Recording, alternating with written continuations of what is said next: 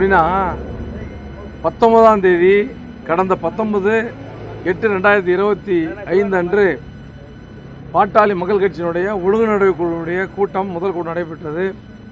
அந்த கூட்டத்தில் எடுக்கப்பட்ட முடிவின்படி சில கடிதங்கள் அனுப்பப்பட்டிருக்கின்றது. இன்றைக்கு 2வது கூட்டத்தை இங்கே நம்முடைய தைலாபுரம் தோட்டத்தில் பாட்டாளி மக்கள் கட்சி தலைமையிலான தைலாபுரம் தோட்டத்திலே நடத்தினோம். கூட்டத்தில் 9 ஒழுங்கு நடவடிக்கை குழு உறுப்பினர்கள் அடங்கிய கூட்டம்.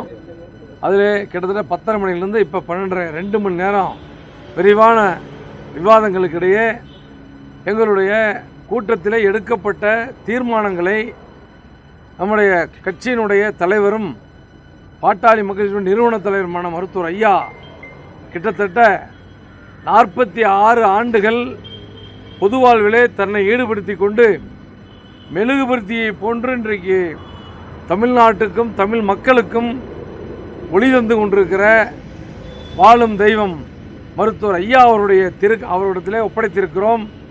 அது குறித்து மருத்துவர் ஐயா அவர்கள் இறுதி முடிவு எடுப்பார்கள். நாங்கள் 9 பேரும் கையெழுத்திட்டு ஒட்டப்பட்ட கவரிலே மருத்துவர் ஐயா இடத்தை கொடுத்துருக்குறோம். எங்கள் கூட்டம் முடிஞ்ச பிறகு நாங்கள் குழு 9 பேரும் பரிந்துரை நாங்கள் கையெழுத்து போட்டு மருத்துவர் ஐயா சீல் ஒட்டி ஐயா இடத்துல ஒப்படைத்திருக்கிறோம். அது குறித்து நாளைக்கு மாவட்ட செயலாளர் கூட்டம் முடிந்த நாளானைக்கு நிர்வாக குழு கூட்டம் நடைபெற இருக்கிறது. நிர்வாக குழு கூட்டத்துக்கு பிறகு மருத்துவர் ஐயா உங்களை சந்திக்கும் பொழுது ஏதாச்சும் சொல்லுவாங்க. இதுக்கு மேலே நாங்கள் சொல்கிறது ஒன்றும் இல்லை. எந்த இறுதி முடிவு எடுக்கக்கூடிய அதிகாரம் படைத்தவர் எங்களுடைய பாட்டாளி மக்கள் நிறுவன தலைவர் கட்சியினுடைய தலைவர் மருத்துவர் ஐயா அவர்கள் என்பது உங்களுக்கு தெரியும். மருத்துவர் ஐயா அவர்கள் நாளை மறுதினம் 3ஆம் தேதி உங்களிடத்திலே இன்னொன்று சொல்கிறேங்க, ஒழுங்கு நடவடிக்கை குழு கொடுத்த அறிக்கையை ஏற்றுக்கொள்வதும் மாற்றி அமைப்பதற்கும் அவருக்கு முழு அதிகாரம் உண்டு. எப்படின்னா ஒழுங்கு நடவடிக்கை குழு என்பது ஒரு ஆலோசனை குழு தான். இது ஒரு இறுதியான முடிவெடுக்கக்கூடிய குழு அல்ல, ஒரு ஆலோசனை குழு. இந்த ஆலோசனை குழு சில பரிந்துரைகளை நம்ம ஆசிரியர் நெடுங்கீரன் ஐயா அவருடைய தலைமையில் கூடி இன்றைக்கு 2வது கூட்டத்தில் கொடுத்துருக்கிறோம்.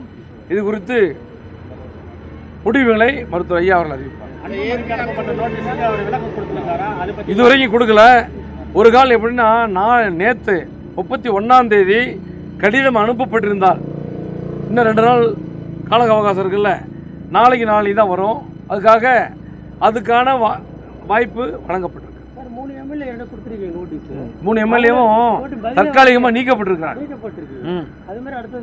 இல்லை அது தெரியாதுங்க, அது நான் சொல்ல முடியாது.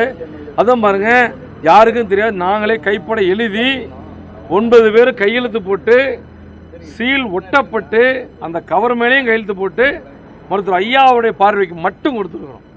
மருத்துவர் ஐயா அவர்கள் படித்து அது குறித்து முடிவெடுப்பார். அன்புமணிக்கு அனுப்பப்பட்ட நோட்டீஸ் குறித்து தான் நீங்க விவாதம் பண்ணீங்களா, அல்லது வேற ஏதோ ஐயாவுக்கு எதிராக தொடர்ந்து சமூக வலைதளங்களில் அவதூறு பரப்பு? அது குறித்து பாருங்க, எங்களுடைய பரிந்துரைகளை நான் மீண்டும் சொல்றேன். சீலிடப்பட்ட கவர்களை கொடுக்கப்பட்டிருக்கு அப்படின்னு என்ன அர்த்தம்? யார்கிட்டையும் சொல்லக்கூடாதுன்னு அர்த்தம். அது எப்படி உங்க கூட நான் சொல்ல முடியும்? 9 பேரும் ஒரே மாதிரியான நடவடிக்கை பரிந்துரை. அதுதாங்க, அது சார் பாருங்க. ஆமா, ஒரு மினிட்ஸ் போட்டிருக்கோம். மினிட்ஸில் ஒருத்தருடைய கருத்தையும் பதிவு செஞ்சுருக்கிறாங்க. 9 பேரும் அவங்களுடைய கருத்தை பதிவு செஞ்சு அந்த கருத்தில் மெஜாரிட்டி என்னன்னு பார்க்கும் பொழுது ஒரே கருத்து மெஜாரிட்டியான கருத்து. அதான் மெஜாரிட்டியான கருத்து ஐயா 3ஆம் தேதி ஐயா சொல்லுவாங்க. எங்கள் பாட்டாளி மக்கள் கட்சி நான் தான் மீண்டும் சொல்கிறேன், 2026 மருத்துவர் ஐயா அவர்கள் அமைக்கக்கூடிய கூட்டணி தான் வெற்றி கூட்டணி. அது எந்த மாற்று கருத்து இல்லை. அவ்வளோதான். இப்போ நீங்கள் சொன்னதுபடி அன்புமணிக்கு மேலும் 2 நாள் அவகாசம் கொடுக்கப்படுது அப்படின்னு சொல்லக்கூடிய அளவுக்குலாம் நான் பெரிய ஆள் கிடையாதுங்க. 31ஆம் தேதி கடிதம் அனுப்பி இருந்தால் அந்த கடிதம் 2ஆம் தேதி 3ஆம் தேதி வருவதற்கு ஒரு வாய்ப்பு இருக்கு. அதனால உடனடியாக முடிவு எடுக்கல. அப்படி 1ஆம் தேதி 2ஆம் தேதி அவர் பதில் அளித்திருந்தா அதை ஏற்றுக்கொள்வீர்களா? கட்டாயம் மீண்டும் கூடி முடிவு எடுப்போம். அது நிறுவனருடைய முடிவு கொடுத்துருவோம். இல்லைங்க, அவங்க என்ன கேட்குறாருன்னா, அது 2ஆம் தேதி 3ஆம் தேதி கடிதம் வந்ததுன்னா, ஏன்னா அந்த பழைய தேதி தான் கடிதம் வந்ததுன்னா அதை நாங்கள் மீண்டும் இந்த ஒழுங்குநர்கள் கூடி அதை முடிவு எடுக்கும்.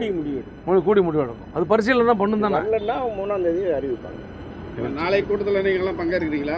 பங்கேற்போம். மாவட்ட செயலர் நாளைக்கு வந்து நடக்கிறது மாவட்ட செயலர் கூட்டம். அதில் வந்து கட்சியினுடைய வளர்ச்சி பணி குறித்து முழுமையாக அறிவுரை சொல்லுங்க. தமிழ்நாடு முழுக்க இருந்து பாட்டாளி மக்கள் கட்சியினுடைய மாவட்ட தலைவர்கள், மாவட்ட செயலாளர்கள், வண்டியர் சங்கத்தினுடைய மாவட்ட தலைவர், மாவட்ட செயலாளர் வராங்க. அந்த கூட்டத்தில் நம்முடைய எப்படின்னா இப்போ உறுப்பினர் சேர்க்கையோ அடுத்த கட்ட நடவடிக்கை நம்ம என்ன செய்ய போகிறோம் அப்படிங்கிறது குறித்து ஐயா அவர்களுக்கு விரிவாக ஆலோசனை வழங்க இருக்கிறார்கள் மாவட்ட செயலாளர் கூட்டத்தில். சார், இப்போ இந்த ஒழுங்கு நடவடிக்கை பரிந்துரை பண்ணது நிர்வாக குழு கூட்டத்தில் விவாதிக்கிறதுக்கு வாய்ப்பு இருக்காங்க? அதுக்கு ஐயாவுக்கு தான் நான் சொல்லிட்டு இல்லைங்க, அதுக்கு ஐயாவுக்கு உரிமை உண்டு. அந்த நிர்வாக குழு கூட்டத்தில் விவாதிக்கிறதுக்காக விவாதிக்கலாம்னு செய்யலாம். அது தலைவருக்கும் நம்ம நிறுவன தலைவருக்கு அது அதிகாரம் உண்டு. அப்படிதானே? நிர்வாக குழு 3ஆம் தேதி கூட்டப்பட்டிருக்கிறது. அந்த நிர்வாக குழு கூட்டம் முடிந்த பிறகு உங்களிடத்திலே அறிவிப்பதாக சொல்லியிருக்கிறார்கள். அது நிர்வாக குழுவிலே விவாதிக்கலாம் போகலாம்.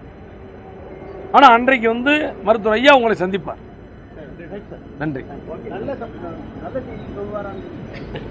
எல்லாம் எப்படின்னா நான் சொல்றேன்,